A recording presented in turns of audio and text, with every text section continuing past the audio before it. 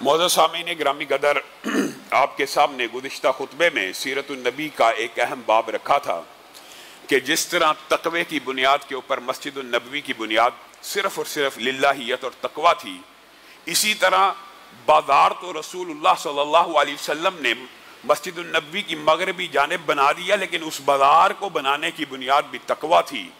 और रसूलुल्लाह सल्लल्लाहु अलैहि वसल्लम ने उस बाजार की जो इब्तदाई हदोखाल और नक्शे बयान किए वो गुज़िश्ता खुतबे में आपके सामने रखा कि वो टैक्स फ्री होगा, उसकी तिजारत की बुनियाद एक दूसरे के साथ ताउन होगी।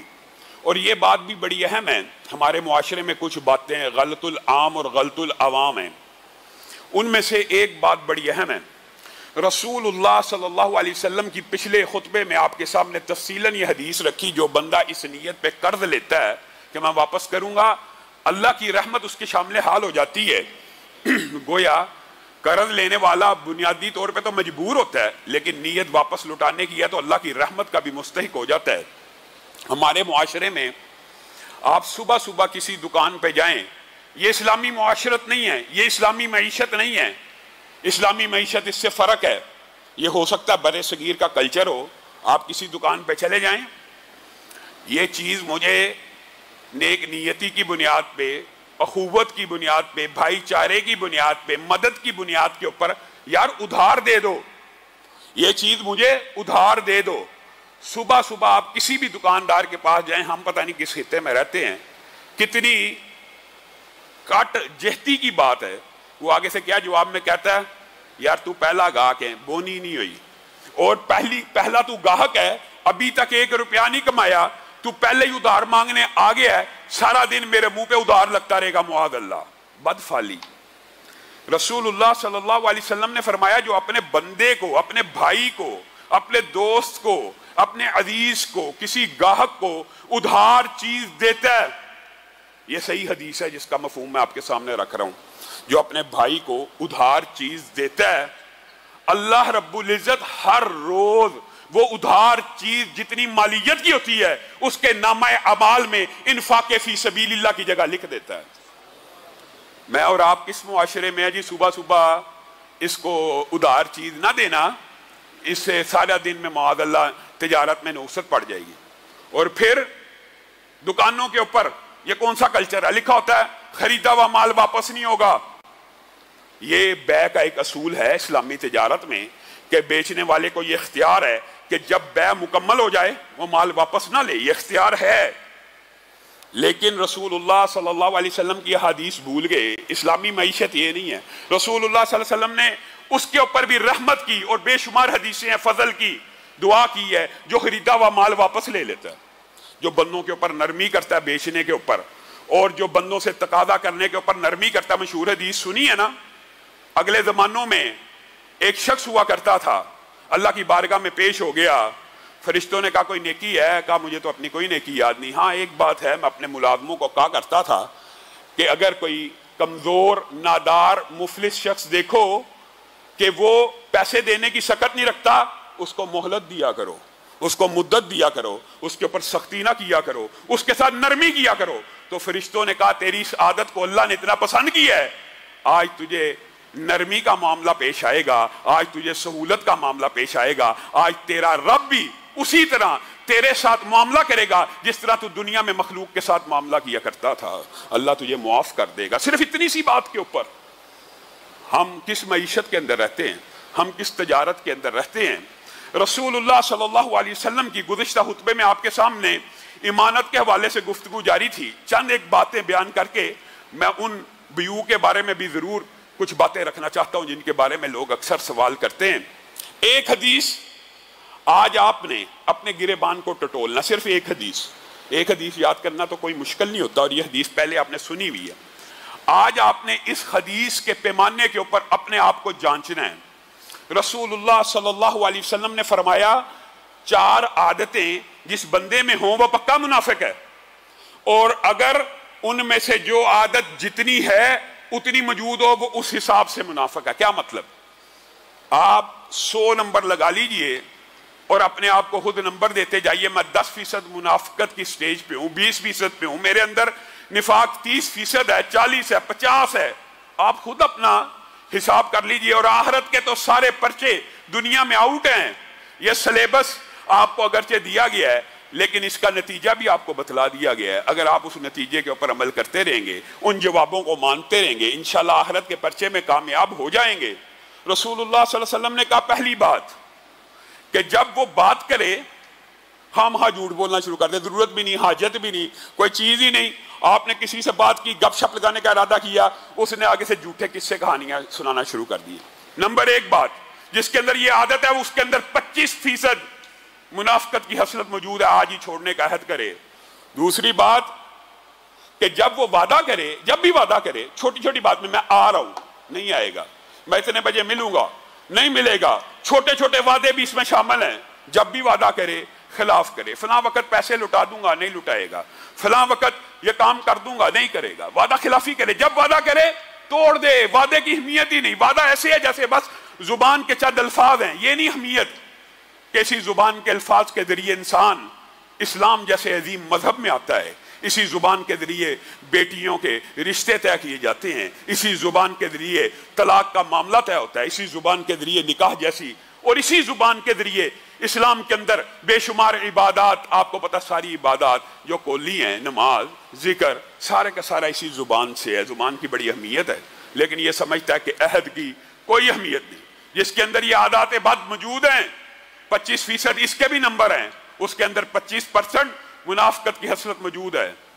और तीसरी बात जो हमारे मौजू से मुताल्लिक है, जब उसको कोई इमानत दी जाए, जब उसको कोई इमानत दी जाए उसमें से खयानत कर दे।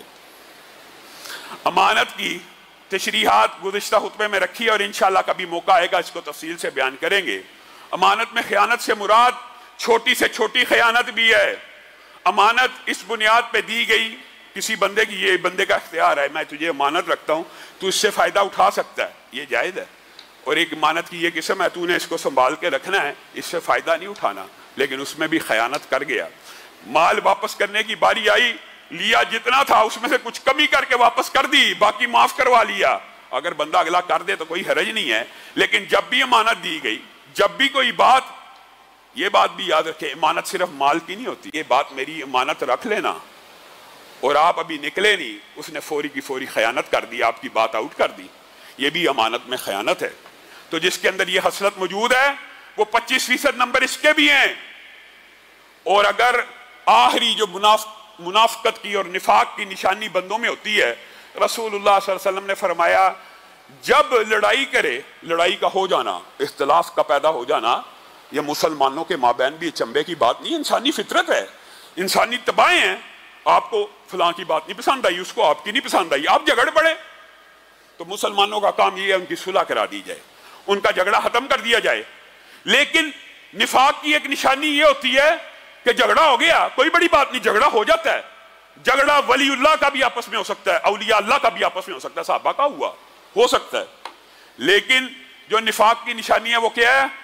झगड़ा शुरू नहीं हुआ, अभी झगड़ा शुरू हुआ है, इसको इतना गुस्सा आ गया है कि यह बढ़ चढ़ के फरीके मुखालिफ को गालियां देना शुरू कर दे। रसूलुल्लाह सल्लल्लाहु अलैहि वसल्लम ने कहा जब भी झगड़े गालियां निकाले। जब इंसान इस नेचर का हो तो वो जान ले उसके अंदर ये हसलत 25% मौजूद है निफाक की। इसका नुकसान अलग है कि गाली निकालने के बाद सुलह का इम्कान कम से कम हो जाता है, इसलिए ये निफाक की निशानी है। हाँ, आप एक दूसरे से लड़ पड़े, आप एक दूसरे को गाली के बगैर जो मर्जी कह ले, अल्लाह की कसम, अल्लाह ने ये तबीयतें रखी हैं इंसान की, जब आपसे कोई दूसरा फरीके मुखालिफ माजरत कर ले, अल्लाह ताला ने ये मुसलमानों के दिलों में इतनी मोहब्बत नरमी पैदा की है, फौरन दिल पसीज जाता है।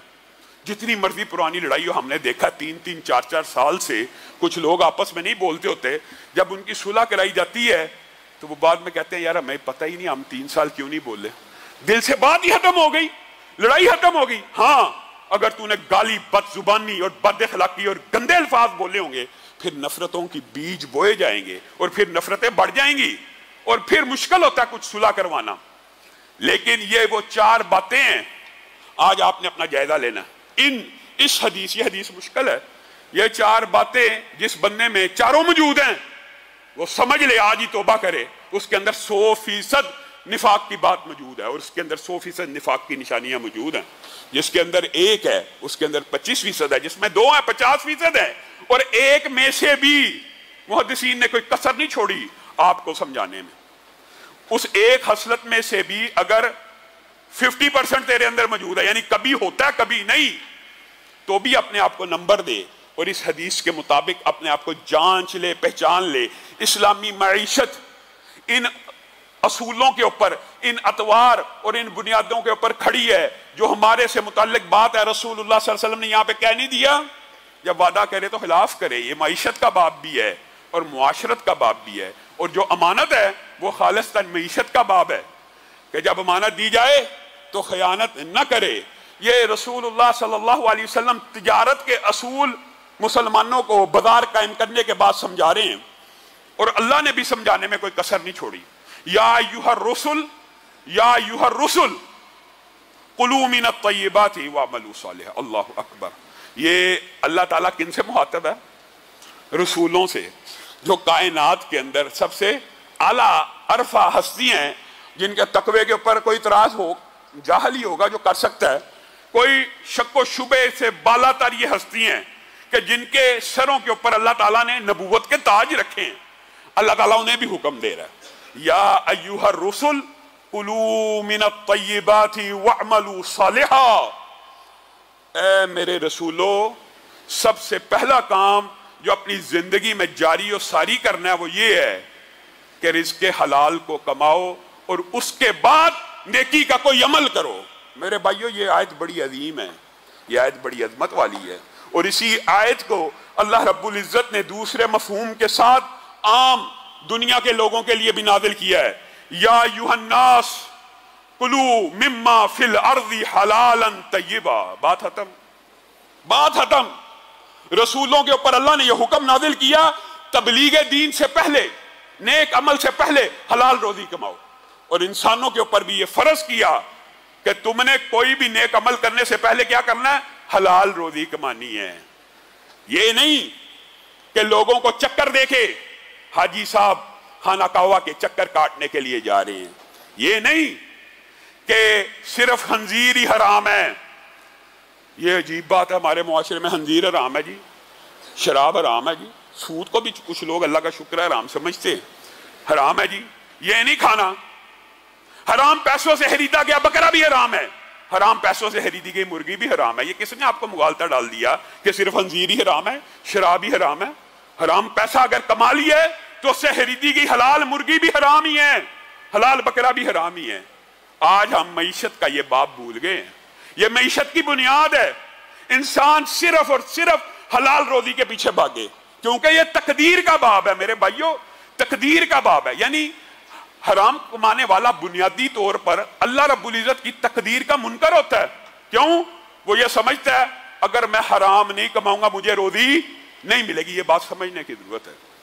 जो रिज़्क़ की कमाई है ये बाब भी तकदीर का बाब है, और ये मैं अपनी तरफ से नहीं कह रहा। रसूलुल्लाह सल्लल्लाहु अलैहि वसल्लम ने फरमाया, अगर तुम अल्लाह के ऊपर ऐसा तवक्कल करो जैसे परिंदे अल्लाह रब्बुल इज्जत पे तवक्कल करते हैं। अल्लाहु अकबर। कई मरतबा यह हदीस पढ़ता हूं ना तो नदामत और शर्म के साथ सर झुक जाता है। इंसान अशरफुल मखलूकात, इंसान अशरफुल मखलूकात, फरिश्तों से भी आला अल्लाह ने बना दिया तहलीक के बाब के अंदर। शर्म लेकिन इंसान को नहीं आई।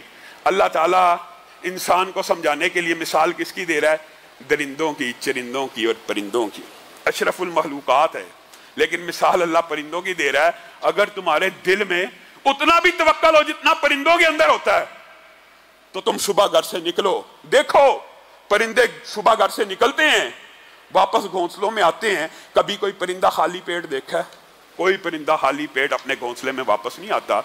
अगर तुम ऐसा ही तवक्कल करना शुरू करो तो अल्लाह ताला तुम्हें ऐसे ही रिज़्क़ देना शुरू कर देंगे जैसे परिंदों को देते हैं। गोया ये बाब तकदीर का बाब है। हराम कमाने वाला सबसे पहला अपना ये अकीदा बनाता है, ये मेरा इंटेलेक्ट है, ये मेरी साजिश है, ये मेरी चालाकी है, ये मेरी होशियारी है जिसकी वजह से मैं रिज़्क़ कमा रहा हूँ। बदबख्त आदमी, ये तो तकदीर है। अल्लाह रब्बुल इज्जत ने जमीन व आसमान की तहलीक से अरब हरब साल पहले, पता नहीं कितने साल पहले, किताबत तकदीर के दिन जो लफ्ज तेरी किस्मत में लिख दिया था इतने बज के इतने मिनट पे फलां इब्ने फलां को 10 रुपए मिलेंगे, ये तकदीर का बाब है। तूने उसको हराम करके कमाने तेरी मर्जी है, तूने उसको हलाल करके कमाने तेरी मर्जी है। और ये बात भी मैं अपनी तरफ से नहीं कह रहा, मुहद्दिसीन से साबित है, रसूलुल्लाह की और कुरान की आयतों से भी साबित है, और हज़रत अली ने इसकी बहुत खूबसूरत मिसाल दी है। मेरे भाइयों, हराम रोजी, अल्लाह की कसम इतनी बड़ी वईद है, ये इस्लामी मैशत की बुनियाद है। जो हराम रोजी नहीं छोड़ता, बात सख्त है, लेकिन याद रखिए उसकी इबादत भी कबूल नहीं होती। और ये बात भी मैं अपनी तरफ से नहीं कह रहा, आगे आएगी बात, मौका मिला तो आपके सामने रखेंगे। हजरत अली ने एक मर्तबा नमाज का इरादा किया, नमाज पढ़ने दाखिल हुए, एक शख्स को अपने घोड़े की जीन की रखवाली के लिए खड़ा किया कि मैं नमाज पढ़ के आऊंगा, यार उतनी देर खड़ा रह जाए। अब उस बंदे के जहन में ख्याल आया, ये मैं किस वजह से इसकी चौकीदारी करूं, ना उजरत तय हुई ना मुआवजा तय हुआ, जो भी उसके जहन में ख्याल आया। हजरत अली बाहर आए, क्या देखा, जीन भी गायब है। और नमाज पढ़ने के बाद हजरत अली खुद बयान करते हैं, मेरा इरादा था कि मैं इस शख्स को इस हिफाजत के इवज मेरी जेब में 3 दिरहम मौजूद हैं, वो अता करूंगा और इसको इसका मुआवजा दे दूंगा। बाहर निकले, जीन भी गायब है और बंदा भी गायब। कुछ देर बाद क्या देखते हैं, बाजार में पहुंचते हैं, आप ही की जीन लटकी हुई है। हजरत अली कहते हैं ये क्या माजरा है? कहा अभी एक शख्स आया था, 3 दिरहम में बेच गया है। मेरे भाइयों, तकदीर का इससे बड़ा बाब समझाने के लिए क्या हो सकता है? उसके मुकद्दर और किस्मत में अल्लाह रब्बुल इज्जत ने 3 दिरहम लिखे थे, उसने अपनी मर्जी से उसको हराम कर दिया।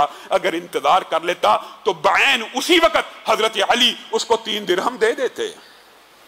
आपको किसी ने मुगालता डाला हुआ है कि अगर मैं ये साजिश, ये चालाकी, ये प्लानिंग, ये फ्रॉड, ये धोखा नहीं करूंगा, मुझे 10,000 नहीं मिलेगा। अल्लाह की कसम मिलेगा, मिलेगा। अल्लाह ने लिख दिया जो है वो मिलेगा।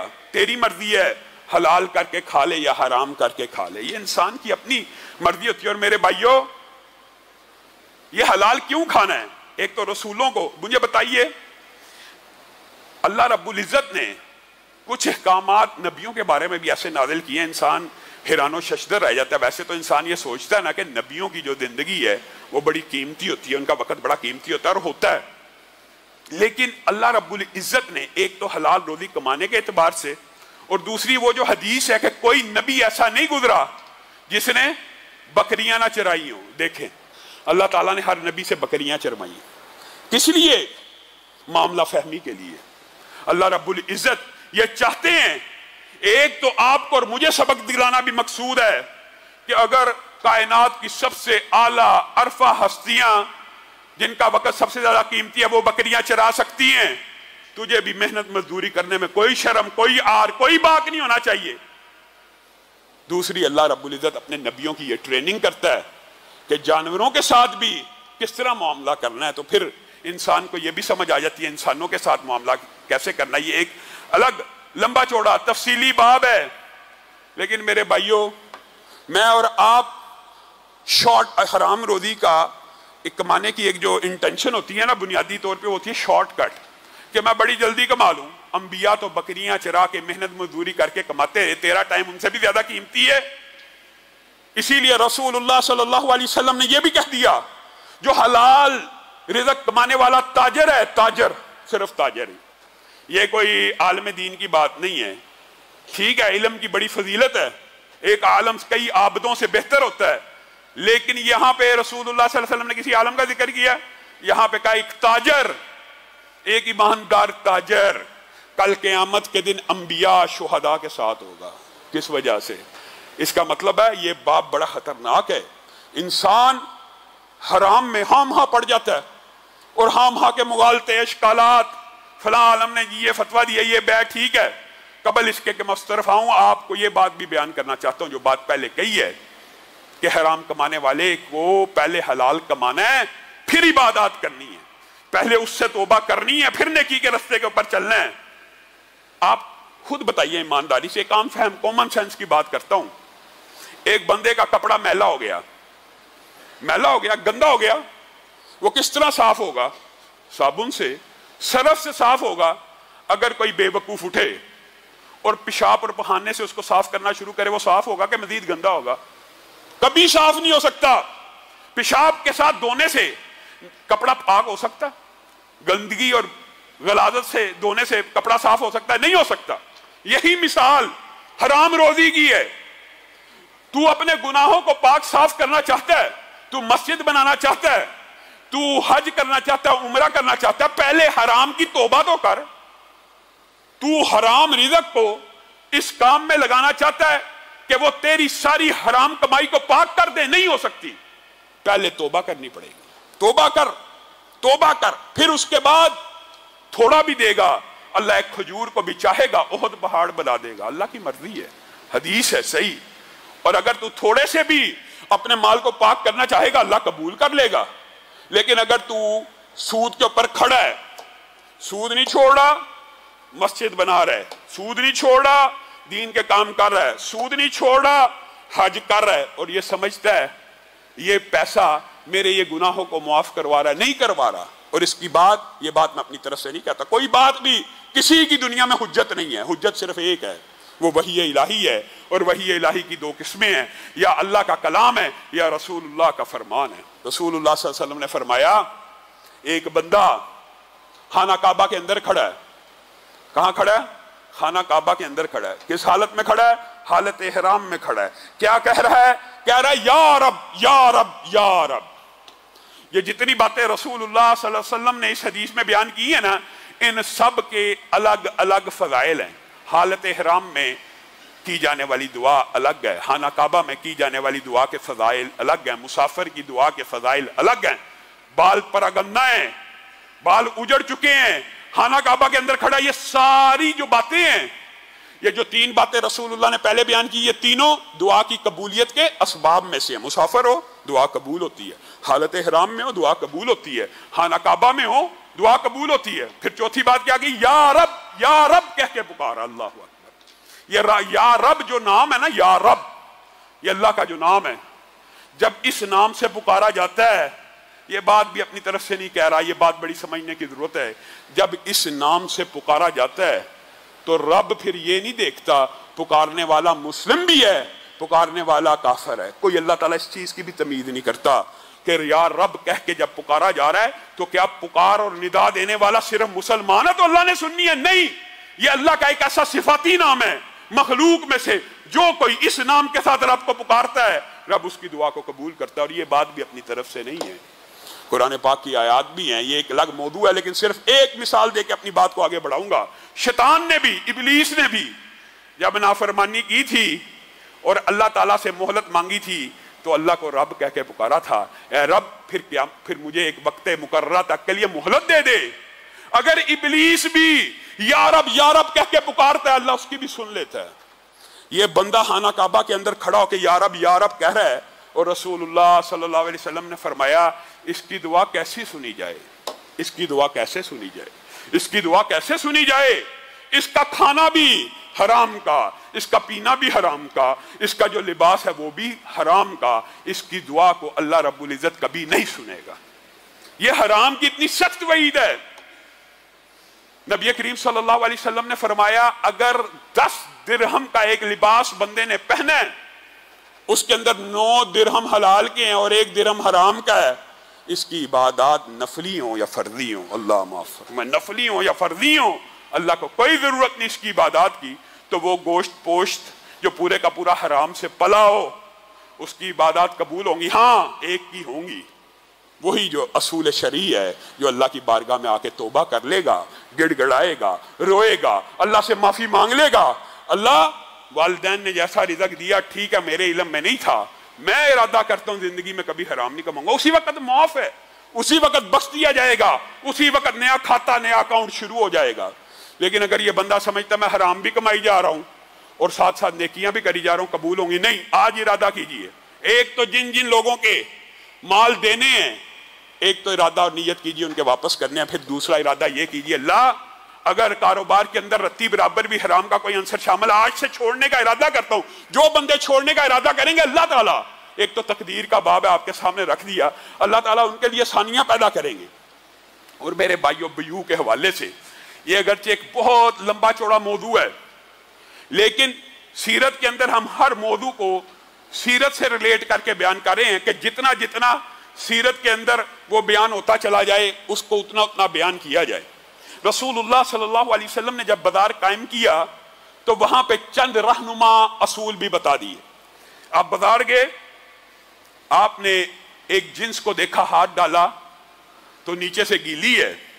रसूलुल्लाह सल्लल्लाहु अलैहि वसल्लम ने कहा ये क्या किया तूने, ऊपर खुश्क पड़ी है, लोग तो खुश्क देख के खरीद लेंगे, नीचे से गीली है गंदुम, तो ये तो तूने अच्छा नहीं किया। उसने कहा रसूलुल्लाह सल्लल्लाहु अलैहि वसल्लम गंदुम गीली हो गई थी, मैंने ऊपर खुश्क डाल दी ताकि मेरी भी बिक जाए। अभी इस्लामी मईशत के असूल तय हो रहे हैं, उसको अभी इल्म नहीं है, तो रसूलुल्लाह सल्लल्लाहु अलैहि वसल्लम ने वहां पे एक रहनुमा असूल दिया, मन गशना फलैसा मिन्ना।